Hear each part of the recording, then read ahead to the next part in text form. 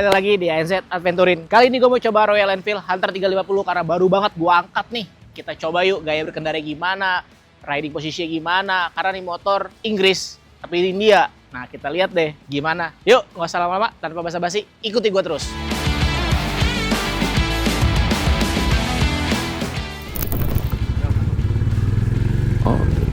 Oke, kita coba motornya. Widih. Oke, nih pertama kali nih gua pakai Royal Enfield Hunter 350. Nah, dari segi desainnya ini motornya emang retro klasik gitu kan, modern tapi kan dia modern banget.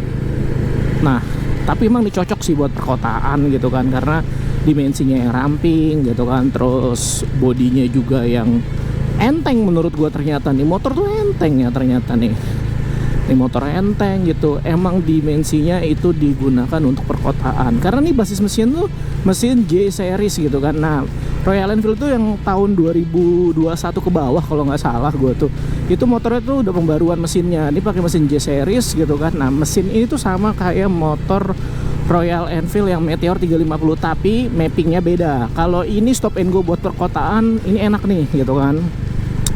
Di atas kertas sih katanya nih enak. Nah, tapi kalau yang Meteor 350 itu buat cruising, buat jalan-jalan jauh panjang. Wah, baru diomongin stop and go, macet coy. Nah, ini kita coba stop and go-nya. Oh iya bener, torsi bawahnya tuh emang, oh ini banget emang buat perkotaan. Lah kenapa ini lagi pada macet? Bangke. Ya udah, kita nikmatin aja. Wah, koplingnya ternyata berat banget nih koplingnya nih. Koplingnya lumayan, menurut gue lumayan berat ya, karena kemarin pakai eliminator tuh enteng gitu kan, pakai ini lumayan berat gitu koplingnya. Mungkin karakternya emang begini kali ya. Nah, kita coba. Nah, di saat kemacetan kayak gini tuh enak ternyata, ramping bodinya, ramping stangnya tuh nggak terlalu lebar, nggak terlalu nekuk ya, dia agak lebar ya, flat bar tapi dia agak sedikit ini apa, nekuk sih ini. Nah, posisi berkendara gue ya lumayan lah gini kan. Nah, ini motor coba kita lihat, ya kan, emang nih motor buat perkotaan banget gitu kan. Oke, dari segi tampilan emang nih retro klasik banget gitu kan. Dari segi mesin juga emang mesinnya stop and go buat daerah perkotaan gitu kan. Nah, berbekal 349 cc, 350 cc gitu kan. Nah, ini motor rakitan India ya gitu kan. Nah, jadi motor rakitan India tuh menurut gue udah lumayan oke sih nih. Oke, ini udah mulai agak lancar. Kita coba ke torsinya dulu nih ya. Kita agak betot dikit. Wah, limiter ya kan, di 50 km limiter, gigi 2, gigi 1-nya. Oke, ini lumayan enak juga gitu kan. Coba ada lagi.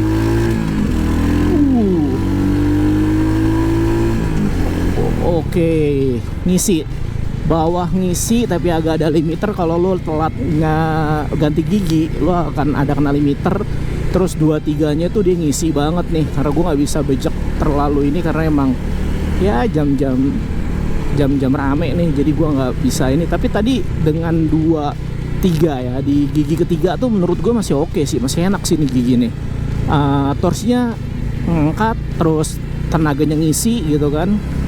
Nah, mesinnya, karena mesin yang tadi gue bilang J series ini mesin pembaruan gitu kan. Nah, mesinnya ini minim getar sih, karena gue belum pernah nyoba, tapi gue pernah lihat motor yang 500cc Royal Enfield yang 500cc klasik gitu kan, mesinnya getar banget tuh. Nah, yang ini tuh mesinnya tuh minim getaran banget sih. Nah, tapi motor-motor kayak begini tuh pastinya nggak ada radiator. Nah, jadi dihandalkan ngandelin angin ya. Nah, tapi menurut gue mungkin karena baru ya kali ya, mungkin karena gue baru nggak lama gitu kan, dan motor ini nggak terlalu panas buat gue gitu kan. Beda sama motor-motor kayak si Estrella gitu kan, yang baru berapa ini aja udah panas banget. Nah, ini tuh nggak terlalu panas ya kan, nggak terlalu panas. Jadi menurut gue mesinnya minim getaran, torsinya ngangkat di 1 limiter, 2-3-nya ngangkat. Tapi gue nggak tahu ya kalau di 4 dan 5-nya nih, gue nggak tahu nih gimana. Mumpung kita macet nih, kita ngomongin ergonomi berkendaranya. Ergonomi berkendaranya gue masih bisa, gue ini kan gue, ini banget nih, aduh duh, ya kan. Nah iya enak sih, tapi karena ini motor ramping gitu kan, jadi slap slipnya juga oke, motornya kecil menurut gue ya, menurut gue nggak terlalu ini banget gitu kan. Dan motor ini tuh beratnya tuh 180-an kilo gitu kan, motor ini tuh enak buat selap selipnya gitu kan. Kita coba dulu ya. Nah kita dikedipin tuh ya kan. Nah iya, nah kita coba ergonomi berkendara gue agak sedikit, karena mungkin tangan gue nggak terlalu, jangkaunya nggak terlalu panjang gitu kan, jadi agak sedikit nunduk gitu kan. Terus gaya berkendara gue agak sedikit condong ke depan, tapi enaknya ini mid control. Jadi menurut gue ini enak banget sih mid control, emang karena buat retro klasik gitu kan, bukan buat cruising.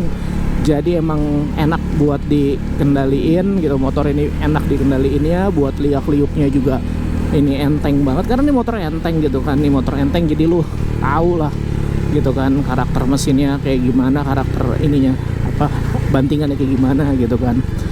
Nah ini macet lagi nih, kita coba ya liuk-liuknya. Terus kita lihat liuk-liuk kiri. Oke. Nah kita ngomongin suspensi sekalian ya. Nah suspensinya ini tuh di belakang itu dual shock dengan 310 mm gitu kan. Menurut gue nggak terlalu nyaman, tapi nggak terlalu keras juga, lebih enak ibaratnya ya. Emang oke lah, nggak terlalu empuk juga gitu kan, tapi nggak terlalu keras juga.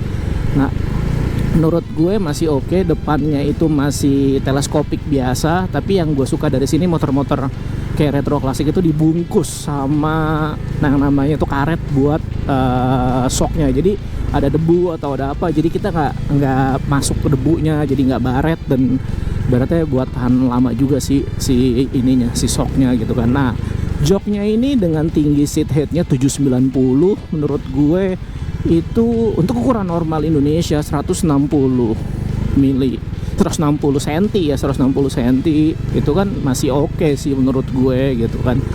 Nah jadi menurut gue masih enak sih gitu untuk ukuran Indonesia, karena gue 150-an, di bawah 160 itu masih enak juga, walaupun jinjit ya. Menurut gue walaupun jinjit, tapi ini masih enak sih buat jinjit balet gitu kan, karena motor ini nggak terlalu berat, jadi ya gampang aja gitu untuk dikendalikan. Nah ini menurut gue motor ini tuh shocknya tuh nggak terlalu keras, tapi nggak terlalu empuk juga gitu kan. Dan depan belakang tuh menurut gue masih enak gitu, karena ini motor baru ya, gue angkat di kilometernya masih rendah banget gitu kan, tahun 2023. Ini motor masih enak ya, menurut gue emang cocoknya buat perkotaan sini gitu kan. Tapi gue nggak tahu ya kalau buat touring jalan jauh tuh kayak gimana ya nih, posisi berkendaranya capek kah atau ini kah? Karena gue agak sedikit maju nih ke depan nih, tangan gue agak sedikit maju ke depan. Kalau yang lu lihat tuh tangan gue agak sedikit ngegapainya ke depan gitu, tapi nggak yang begini banget gitu kan, nggak gini juga. Kalau gini nyantai nih, tapi ini agak enak. Macet-macetnya cuma dikit doang tadi, jadi ini kebantu sama udara gitu kan, karena ini cuman berpendingin udara, nggak ada cooler, radiator dan segala macamnya. Jadi menurut gue suhunya masih oke lah. Tapi kayaknya kemarin itu gue coba ini motor tuh jangan lu pakai celana yang tipis ya, karena knalpotnya tuh agak kena gitu kan menurut gue ya. Karena ini ada karena di sini gue tuh nggak terlalu tinggi ya, jadi gue akan mepet ke knalpot. Nah knalpot itu kalau di panas tuh mungkin akan berasa banget gitu kan. Nah tapi ini menurut gue panasnya tuh nggak terlalu ya, untuk ukuran motor kayak begini gitu kan, kita nggak terlalu panas gitu kan. Nah affordable nggak sih kita ngomongin sekarang?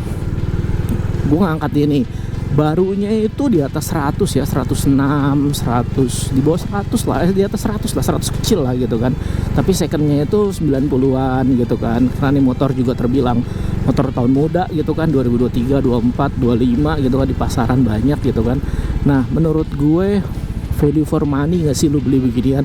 Nah tergantung lu fungsi sih sebenarnya. Sekarang lu mau arahnya kemana? Kalau lu mau arahnya komuter gitu kan, lu mau harian gitu, menurut gue harian masih oke-oke aja sih gitu kan, karena stop and go dan motornya juga kecil gitu kan, bisa liuk-liuk kemacetan Jakarta gitu kan. Tapi kalau untuk agak riding agak jauh, Iya, oke juga, tapi atasnya kalau dari gua baca dari versi di sosial media dan segala macamnya, atasnya tuh nggak terlalu ini ya, karena dia bukan buat cruising jalan jauh, tapi ini buat stop and go gitu kan.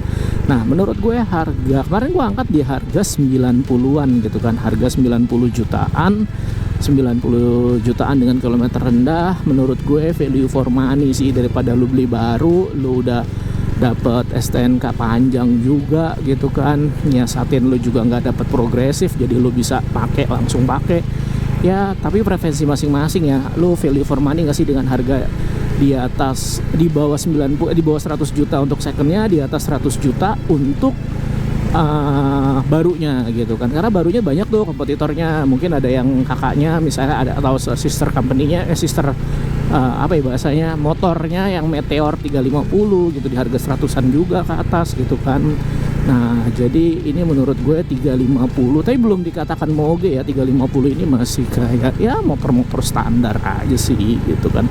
Nah, terus gue agak sedikit mau bahas nih masalah tripper nih gitu kan. Nah, tripper ini sebenarnya ini additional ternyata, pada saat gue beli ini tripper ini udah dapet ternyata gitu kan. Nah, additional tripper ini tuh gunanya cuman buat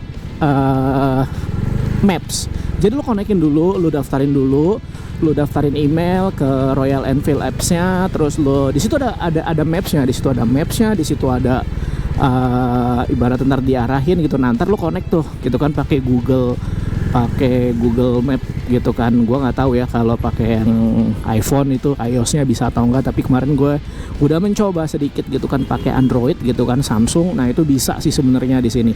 Nah, trippernya ini kalau kita lihat kayak Honda si ADV Roadsync gitu kan, PC Roadsync, dia kan udah ada maps-nya tuh, tapi petunjuknya kanan kiri lurus gitu kan. Nah, tapi nggak ngelihat secara keseluruhan si mapnya gitu kan. Nah, kalau lihat yang bundaran kecil ini tuh, kalau kita nggak aktifin itu cuman jamnya itu jam analog digital. Nah, di sini juga ada jam juga, tapi di sini kalau kita nggak aktifin itu jam doang sih sebenarnya. Tapi kalau lo ngaktifin trippernya itu digunakan sebagai ya petunjuk lo 200 meter 1 kilo lagi lo belok kanan, belok kiri, atau lurus gitu kan. Nah, itu cuma petunjuk itu doang sih. Nah, ngebantu gak sih tripper ini? Menurut gue tripper ini ngebantu banget sih.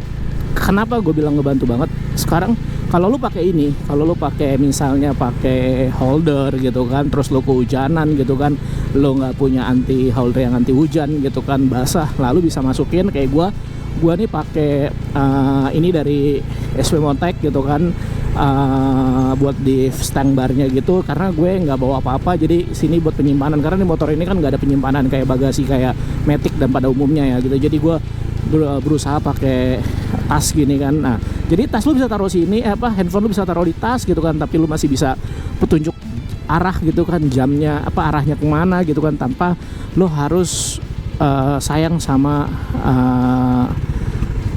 handphone lo buat hujan-hujanan. Nah, kita ngomongin karena kita macet, kita ngomongin dulu ya penampilan dari si speedometernya. Apa namanya kalau buat ini? RPM. Nah, dia nggak ada RPM nih, tapi dia nggak ada RPM, dia cuma ada speedometer doang. Dia menunjukkan ada trip A, trip B gitu kan, terus ada gear. Nah, enaknya di sini dia ada indikator gear. Karena gue sempat baca-baca juga sebelum gue ngambil motor ini tuh, ada motor yang Royal Enfield, karena dia nggak punya suku cadangnya buat tunjukin gearnya, jadi gearnya itu dia hilang gitu kan. Nah, gue dipepet nih sama nah, gearnya tuh hilang gitu kan, jadi indikator buat gearnya tuh hilang. Jadi kalau ini tuh masih kayak tahun 2023 baru launching gitu kan. Nah, ini gearnya masih ada di sini gitu kan. Nah, terus ada jam juga yang gue bilang tadi gitu kan. Nah, ada indikator bensin gitu di sini. Nah, jadi menurut gue cukup lah buat pengingat bensin. Pada beberapa retro klasik tuh nggak ada indikator bensinnya. Jadi ada sih si Meguro tuh kalau udah tinggal berapa liter dia akan merah. Tapi kalau ini full, kita tahu gitu kan. Nah, jadi ini ada indikatornya. Nah, dan kalau kita rendah gitu kan, nah dia ada eco gear, eco itu ya mode eco lah. Lu kalau lu RPM lu rendah atau lu nggak terlalu ngebetot gitu, lu mau jalan santai ya, mungkin bisa menghemat bahan bakar. ya mungkin bisa menghemat bahan bakar juga sih gitu kan.